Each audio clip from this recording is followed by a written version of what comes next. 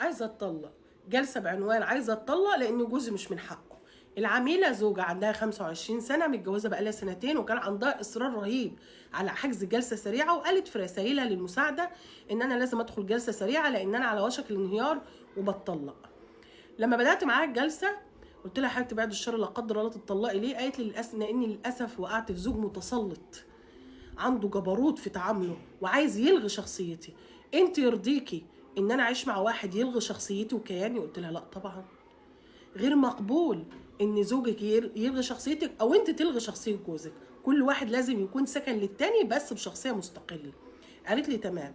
انا بقى جوزي متسلط وبيؤمر بحاجات مش من حقه. قلت لها ماشي، اعرف الاول ايه الامور اللي مش من حقه. اتصدمت بقى، اكتشفت ان البنت اتربت على ثقافه جوزي مش من حقه اقول له انا هخرج امتى وارجع امتى، ومش من حقه يقول لي استاذنيني قبل ما تخرجي. جوزي مش من حقه يتكلم في لبسي، انا حره، دي حريه شخصيه، البس اللي انا عايزاه واللي انا بحبه. كده هو بيحجمني وبيحجر على ارائي الشخصيه ورغباتي. جوزي مش من حقه يمنعني من صديقه ليا ويقول لي انا شايف ان هي هتفسد حياتنا، لا مش من حقه. جوزي مش من حقه انه يمنع حد من قرايبي جاي لي ويقول لي الراجل ده او فلان ده ما يدخلش بيتي في غيابي، لا مش من حقه. كده بيعمل لي مشاكل مع قرايبي وبيحرجني.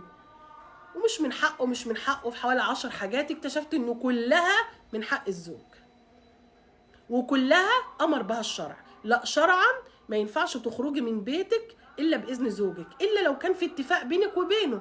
انتوا متفقين، هو قايل لك يا حبيبتي لو حبيتي تخرجي في اي وقت انا هعطيك التصريح اخرجي، هو مصرح لك بكده.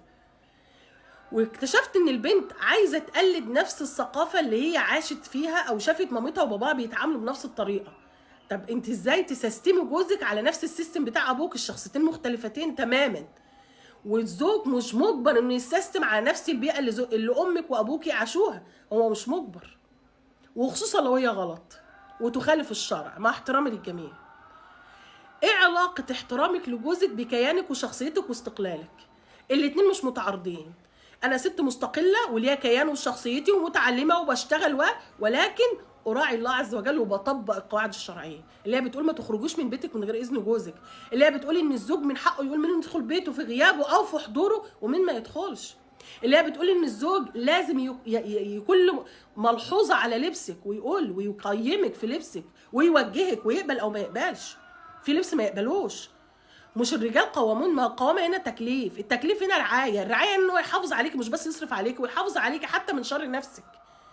بلاش افكار خرابين البيوت من الاعلاميات، تمام، او من الاهالي اللي بيربونا على ثقافه مغلوطه ان الراجل لو تابع بيته واداك اوامر شرعيه من حقه يبقى هو كده متسلط وكده عايز يلغي شخصيتك. مفيش علاقه خالص بين انك تكوني شخصيه مستقله وبين انك تحترمي اوامر الشرع وتطيعي اوامر الشرع في زوجك وتكوني زوجه مطيعه وبتنفذ الشرع. بالعكس ده اكبر دليل على كيانك واستقلال شخصيتك واحترامك.